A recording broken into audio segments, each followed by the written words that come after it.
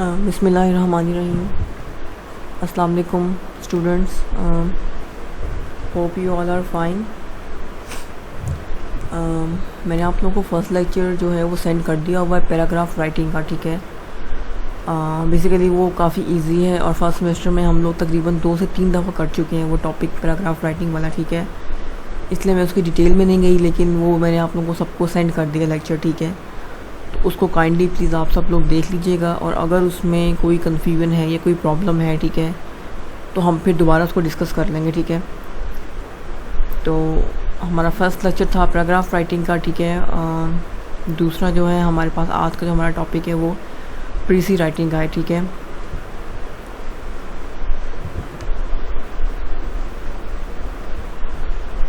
Basically आज जो हमने डिस्कस करना है वो प्रीसी राइटिंग है, ठीक है। प्रीसी राइटिंग क्या होता है, ठीक है। बेसिकली जो प्रीसी राइटिंग है इट्स अ फ्रेंच वर्ड, ठीक है, and English word is develop from this French word as precis. Precis means summary, ठीक है। प्रीसी राइटिंग मीन्स समराइजिंग, ठीक है। किसी भी चीज़ को समराइज़ करना या छोटा करना, ठीक है, उसको हम प्रीसी राइटिंग बोलते हैं, ठीक है। समरी एक थोड़ी सी ज़रा अलग चीज़ है, ठीक है, और प्रीसी राइटिंग थोड़ी अलग चीज़ है, ठीक है। समरी फिर भी प्रीसी से थोड़ी सी लेंथी या बड़ी होती है, ठीक है, लेकिन जो प्रीसी राइटिंग है बेसिकली वो उससे भी शॉर्ट होती है, समरी से भी शॉर्ट होती है, ठीक है। Therefore, a lengthy passage is presented in a few words without affecting main idea or theme of the passage under precy writing, ठीक है। There is no hard and fast rules for precy writing. Basically इसकी definition अगर हम देखें exactly तो वो क्या है कि ये precis is a clear compact and logical summary, ठीक है, ऑफ ए पैसेज, ठीक है। किसी भी पैसेज की आप कह लो कि छोटी सी समरी है, छोटी सी कहानी है, ठीक है। एक्चुअली मेन उसके जो वर्ड्स हैं या मेन आइडियाज़ जो हैं उस पैसेज के, ठीक है, वो हम इसमें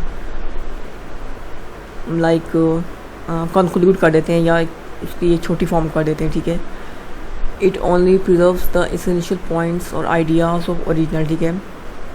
वही बात कि क्या है, सो बेसिकली मेन आइडियाज़ या लॉजिकल आइडियाज़ या कुछ एसेंशियल मेन पॉइंट्स होते हैं ओरिजिनल, उसी को हम सामने ला के जो है वो मुख्तसर कर देते, ठीक है।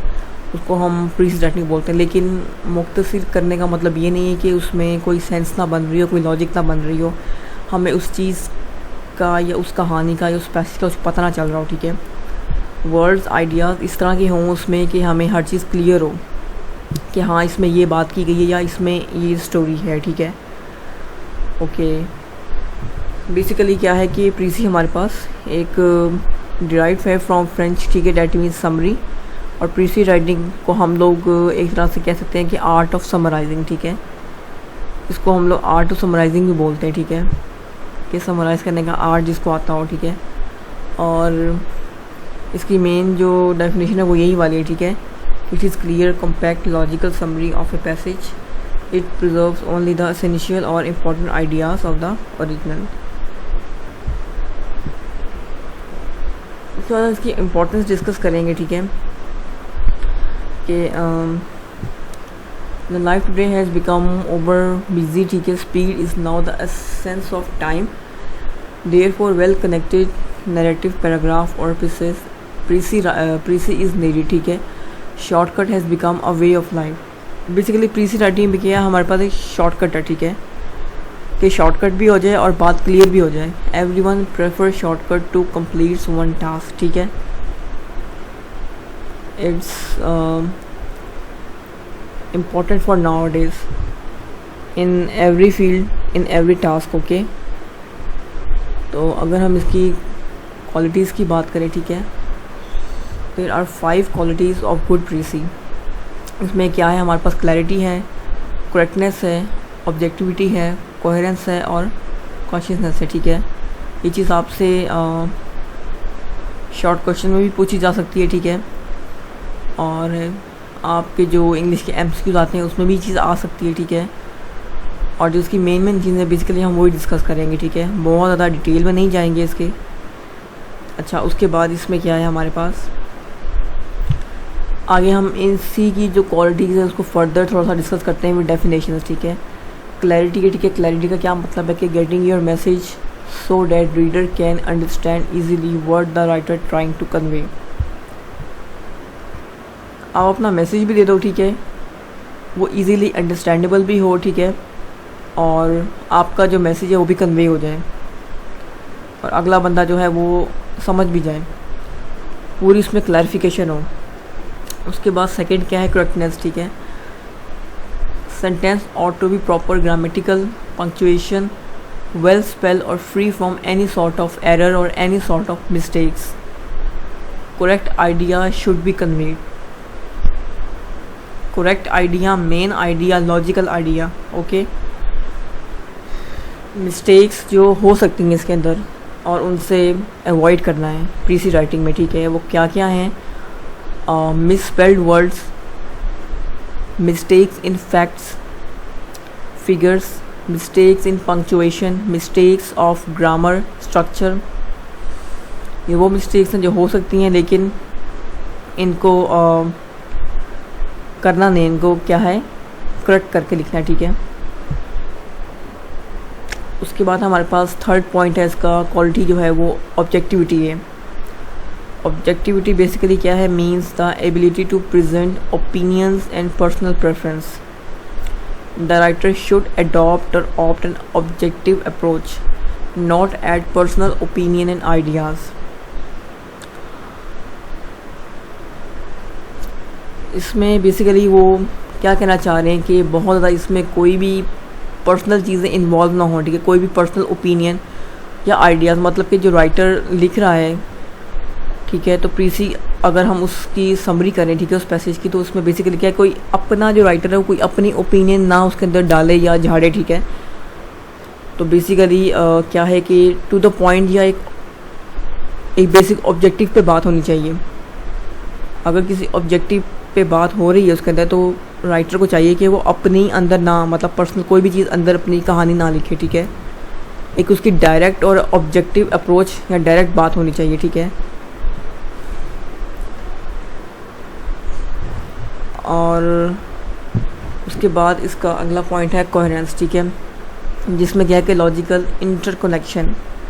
It means logical interconnection, ideas should be well joined, sentences should be interrelated, should be well combined, well joined, और आपस में मिलते हों, ठीक है, जिसमें आपस में एक दूसरे से बात निकल रही हो लेकिन मिलती जुलती।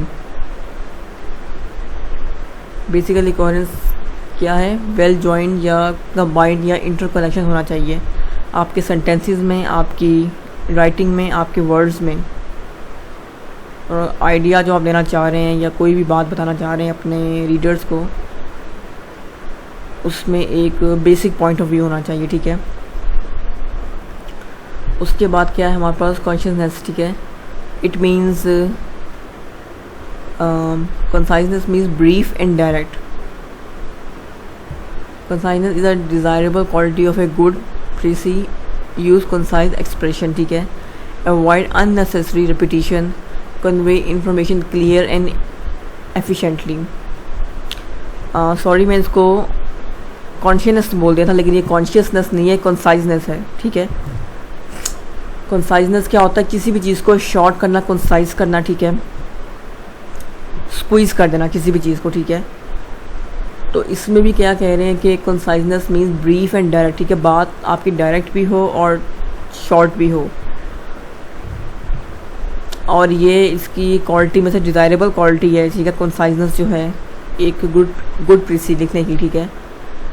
आपके एक्सप्रेशंस, ठीक है, क्या है कि वो कंसाइज हो, ठीक है। और अवॉइड अननेसेसरी रेपिटेशन, किसी भी चीज़ की रेपिटेशन ना हो। रेपिटेशन होगी तो वैसे भी प्रीसी नहीं होगी, ठीक है, वो एक अलग चीज़ बन जाएगी, वो एक लॉन्ग टर्म या एक लॉन्ग स्ट्रेंथ चीज़ बन जाएगी, समरी या कोई लॉन्ग स्टोरी बन सकती है, ठीक है, अगर उसमें रेपिटेशन हो। क्योंकि आपने प्रीसी लिखनी है, प्रीसी पहले ही शॉर्ट और ब्रीफ फॉर्म में होती है, तो आप उसमें बार बार चीज़ें रिपीट करोगे तो उसका कोई फ़ायदा नहीं है। उसके बाद क्या है कि convey information clear and efficiently. उसके बाद इसके कुछ रूल्स हैं, ठीक है, हमारे पास for writing a precis we have 16 rules, okay. No change in meaning, outline, omission, length, don't omit, conclusion, on wording, art of compression, paragraph form, tenses, persons, first person, second person या third person, okay. Avoid giving opinions, indirect speech, understanding, underlining, rereading and careful reading. इसके कुछ main rules हैं, ठीक है. जब भी आप किसी लिखें आपके माइंड में चीज़ होनी चाहिए. क्या है, जैसे कि केयरफुल रीडिंग है, उसमें क्या है कि first read the passage again and again until you understand the meaning of the passage. The more you read it, the more familiar it will become to you. Try to read it thrice to make its subject clear. जितनी दफ़ा आप एक passage को पढ़ोगे प्रीसी लिखने के लिए, उतने ही आपके अंदर आइडियाज़ क्लियर होंगे, उतने ही आपके अंदर न्यू आइडियाज़ आएंगे, ठीक है. The more it will be clear to you.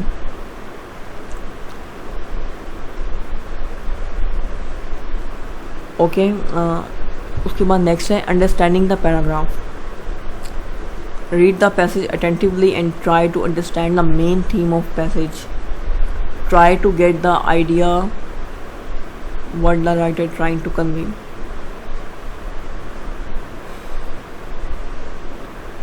जिस पैराग्राफ या पैसेज को आप प्रीसी में कन्वर्ट करना चाह रहे हो, ठीक है, एक तो आप उसको बार बार लगातार पढ़ो, ठीक है, और उसके अलावा आप उसके अंदर से भी इस चीज़ को कंक्लूड या इस चीज़ को देखने की कोशिश करो कि वो इसमें राइटर बेसिकली इस स्टोरी में या इस पैसेज में या इस पैराग्राफ में वो आइडिया देना क्या चाह रहा है, वो किस ऑब्जेक्टिव पे बात कर रहा है, ठीक है, या करना मतलब किस ऑब्जेक्टिव उसने बात की है, ठीक है, उसमें मेन आइडिया क्या है या किस बात पे वो बात करना चाह रहा है, ठीक है, ताकि आप उसी पॉइंट्स को, उन्हीं मेन आइडियाज़ को बाहर निकाल के तो अपनी प्रीसी में कन्वर्ट कर सको, ठीक है. उसके बाद क्या है कि underlining text. Underline is mark the important ideas and essential points from the original text, ठीक है. वही सेम चीज़ कि उन्हीं इम्पॉर्टेंट आइडियाज़ या उन चीज़ों को क्या करना है, आपने अंडरलाइन कर लेना है अपने उस ओरिजिनल पैराग्राफ में से. उसके बाद ओमिशन क्या है कि omit all the unnecessary information और long phrases which could be replaced by one word. All the objectives and adverbs can be omitted in order to make a good preaching.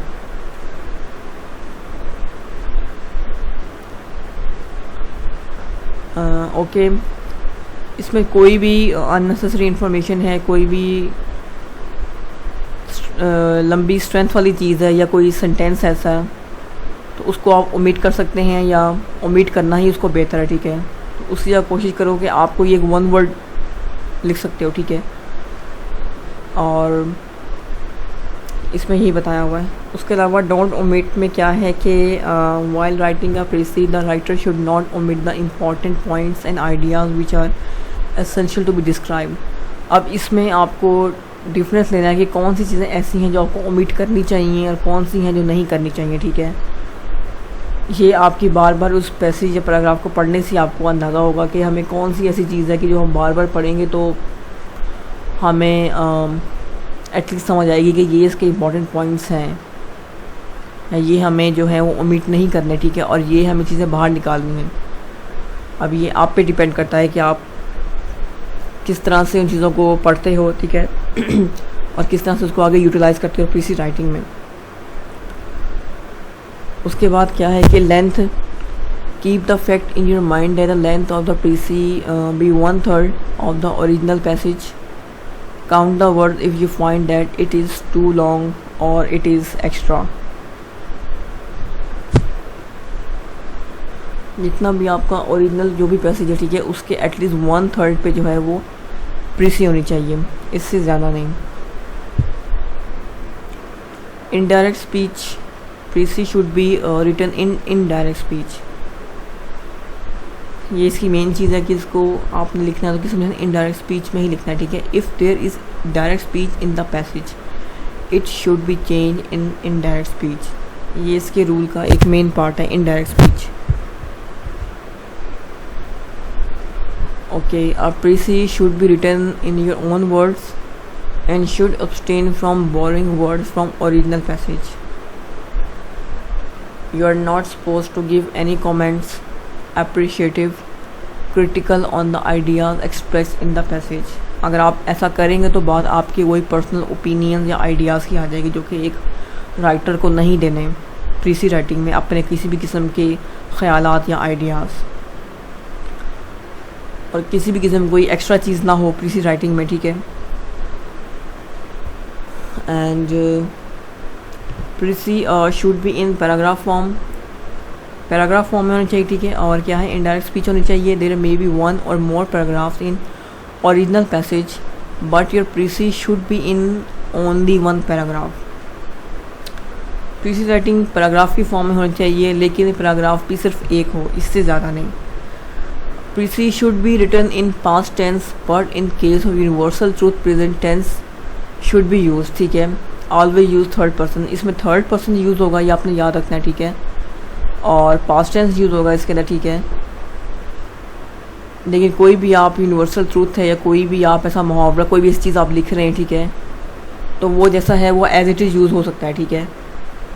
और indirect speech का याद रखना है, और paragraph writing इसमें होनी चाहिए, ठीक है। सॉरी, वन पैराग्राफ होना चाहिए। उसके बाद क्या है, re read the passage several times if necessary for clear understanding of ideas. Observe the emphasis और approach used by author. Okay. उसके बाद क्या है, कंक्लूजन है, should restate the main idea of text and reiterate the main sport. Do not provide any new information. Remember to avoid any personal statements about the passage. This is all about your conclusion of the precis. उसके बाद and page के हमारे पास एक exercise है, ठीक है। इस exercise में हमारे पास क्या है कि एक शॉर्ट सी एक स्टोरी है, ठीक है। उसमें क्या है कि tracts of land from which coal is obtained are called coal fields. These are so called fields are not on the surface of earth but at some depths below it. They consist of layers of beds which run under the ground. When a layer of this kind has been opened, the opening is called a mine and hence is classed as mineral, ठीक है। ये छोटी सी exercise मैंने and पे लिखी है आप लोगों की क्लैरिफिकेशन के लिए, क्लियर करने के लिए कि प्रीसी होता क्या है, ठीक है। इसी तरह ही मिलती जुलती मैं आपको क्विज़ भी दे सकती हूँ और एक्सरसाइज भी मैं आपको दे सकती हूँ एज अ असाइनमेंट, ठीक है। अच्छा, इसमें आप लोग खुद भी दोबारा खुद भी पढ़िएगा, ठीक है। इसमें आगे दो क्वेश्चन है, ठीक है, इसी एक्सरसाइज में से। What is mine and why is coal termed as mineral, ठीक है। और सेकंड क्वेश्चन क्या है कि write the precis of given passage and give a suitable title, ठीक है। एक तो पहले क्वेश्चन का जवाब देना है, ठीक है। उसका जवाब आपके सामने है, ठीक है। The layer of the mineral underground when open is called a mine, since coal is dug out from the mine it is called mineral, ठीक है। और जो प्रीसी है इस पैसेज की वो ये आपके सामने लिखी हुई है, ठीक है, कि the coal fields are underground tracts of land from which coal is obtained. They have underground layers of bed. They are called mine when they are open, ठीक है। ये की छोटी सी एक प्रीसी फॉर्म हो गई, ठीक है, किसकी, इस एक्सरसाइज की, ठीक है। इसको भी आप दोबारा पढ़ें, ठीक है, और इस प्रीसी को भी आप दोबारा पढ़ें जो उसमें दी गई है, ठीक है। इसको किस तरह कन्वर्ट किया गया, ठीक है। और इसमें एक और चीज़ कि एक क्वेश्चन का इसमें आंसर रहता है, वो ये वाला है second question, give a suitable title, ठीक है। तो ये टाइटल आप सब लोग देंगे, ठीक है, मुझे व्हाट्सएप ग्रुप में, ठीक है, कि इसका टाइटल आपके नज़दीक क्या होना चाहिए। इसी तरह हम एक किसी भी स्टोरी को, अननोन स्टोरी को टाइटल देते हैं, ठीक है। मैं आपको कोई भी स्टोरी खा देता हूँ, उसको टाइटल दें, कोई भी नाम दें इसको, ठीक है। इस तरह ये भी एक माइन की स्टोरी बताई हुई है इन्होंने, ठीक है, कोल माइन की, ठीक है। तो इसका फर्स्ट क्वेश्चन का भी आंसर हो गया, ठीक है, सेकंड का भी हो गया, ठीक है। और इसमें ये है कि आपने एक टाइटल देना, ठीक है, और आप सबकी तरफ से मुझे इसका आंसर आना चाहिए, ठीक है, कि आप सब लोग इसको क्या टाइटल देते हैं, ठीक है। इसका आंसर सब ने करना, ठीक है। हो सकता है कि इस आंसर के मार्क्स भी हों, ठीक है। तो मुझे इसका आंसर आप सबसे चाहिए, ठीक है, from each and every one of you, ठीक है। कोई भी इसको अवॉइड ना करें। ये सारा टॉपिक है प्रीसी राइटिंग का, ठीक है। आई होप कि आप लोगों को क्लियर होगा, ठीक है। उसके बाद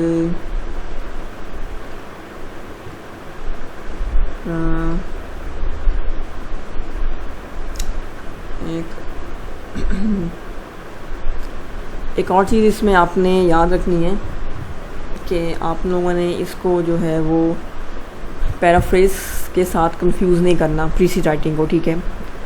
पैराफ्रेज बेसिकली क्या है कि say in different and simpler word exactly what the original passage has to say, ठीक है। May be as long as the passage itself, ठीक है। ये पैराफ्रेज और इसमें डिफरेंस है, ठीक है। किसी भी पैसेज के कहा जाए कि पैराफ्रेज किया जाए, ठीक है, वो उतना ही लंबा हो सकता है जितना हमारे पास एक पैराग्राफ है, ठीक है। और उसमें से हम क्या है कि उसके ओरिजिनल वर्ड्स भी उठा सकते हैं पैराफ्रेज में, ठीक है। लेकिन जो प्रीसी राइटिंग है इसमें बेसिकली क्या है कि अव्वल तो ये 1/3 है ऑफ द ओरिजिनल सिलेक्शन या ओरिजिनल पैराग्राफ, ठीक है। And may be only 1/4 as long, ठीक है। और gives only the heart of a passage, उस पैराग्राफ या पैसेज का जो दिल है, ये जो हार्ट है, ठीक है, उसकी जो शॉर्ट है, ठीक है, फॉर्म, इसमें वो आपने प्रीसी राइटिंग में करनी होती है, ठीक है। It omits repetition such details as examples, illustrations, adjective unless they are unusual importance, ठीक है। ये पैराफ्रेज में और प्रीसी राइटिंग में क्या है, हमारे पास एक डिफरेंस है। ये डिफरेंस भी मैं आपसे पूछ सकती हूँ, आपको आ सकता है कि पैराफ्रेज भी मतलब समरी है, शॉर्ट राइटिंग है, और प्रीसी भी समरी है, शॉर्ट राइटिंग, इन दोनों में क्या डिफरेंस है, ठीक है। तो इस डिफरेंस को क्या है आपने याद रखना है।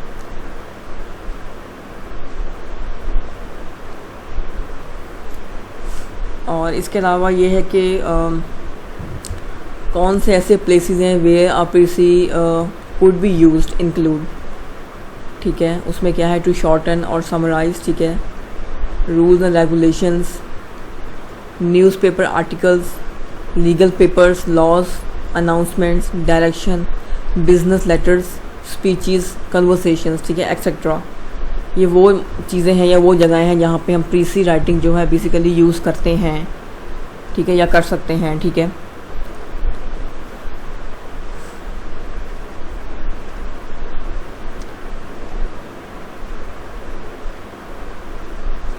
और हमेशा जो है एक और डिफरेंस भी है पैराफ्रेज और इसमें कि आपने प्रीसी में क्या है, हमें पैराफ्रेज में क्या है कि आप जो ओरिजिनल पैराग्राफ या पैसेज है उसमें से आप उसका ओरिजिनल वर्ड्स या सेंटेंसेस उठा सकते हैं, ठीक है। बट जो प्रीसी राइटिंग है इसमें बेसिकली आपने क्या है कि use your own language in the precis, ठीक है। आपने अपने वर्ड्स में लिखना है, अपनी लैंग्वेज में लिखना है।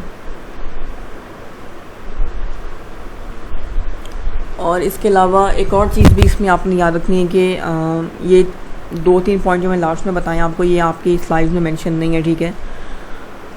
कि एक तो पैराफ्रेज और प्रीसी का दरमियान जो डिफरेंस है वो आपने याद रखना, ठीक है। और इसके अलावा समरी और प्रीसी राइटिंग के दरमियान भी डिफरेंस है, वो भी आपने याद रखना, ठीक है। कहने का तो प्रीसी भी समरी है और पैराफ्रेज भी समरी है, but there is difference between 3 of them, okay. Summary और प्रीसी में क्या डिफरेंस है? समरी बेसिकली 300 वर्ड्स लिखे जा सकते हैं उसमें, ठीक है। 300 वर्ड्स जो है वो 30 वर्ड्स में लिखे जा सकते हैं, ठीक है। और condensed version of the text main points, ठीक है। समरी जो है, ठीक है, written on your own words, summary की बात कर रही हूँ, ठीक है। Conveys the author's main ideas, eliminate supporting details, ये समरी के बारे में, ठीक है। प्रीसी और समरी में क्या डिफरेंस है? प्रीसी के बारे में देखते हैं कि नॉट लेस देन 100 वर्ड्स, ठीक है। 100 वर्ड्स से कम नहीं होने चाहिए। और title is must and it should not be more than 3 to 4 words, ठीक है। प्रीसी का टाइटल भी क्या है, वो 3 to 4 वर्ड्स से ज़्यादा नहीं होना चाहिए। It should always be 1/3 of the passage given. It must be rule oriented. ये प्रीसी और समरी के दरमियान डिफरेंस है, ठीक है। तो अभी जो मैंने आपको टास्क दिया टाइटल का, ठीक है, तो आपने इस चीज़ को अपने जहन में रखना है कि 3 to 4 वर्ड्स से ज़्यादा क्या है, इसका टाइटल नहीं होना चाहिए। और यही है आज का लेक्चर है हमारा, ठीक है। और प्रीसी राइटिंग इजी है, मुश्किल नहीं है। कुछ ना समझ आए तो आप लोग व्हाट्सएप ग्रुप में पूछ सकते हैं, ठीक है। और इसका टाइटल जो है वो सब मुझे आप लोग आंसर करें व्हाट्सएप ग्रुप में, ठीक है। ओके, यही लेक्चर है आपका आज का। कुछ नहीं समझ आती तो आप व्हाट्सएप ग्रुप में पूछ सकते हैं, ठीक है। Okay, thank you.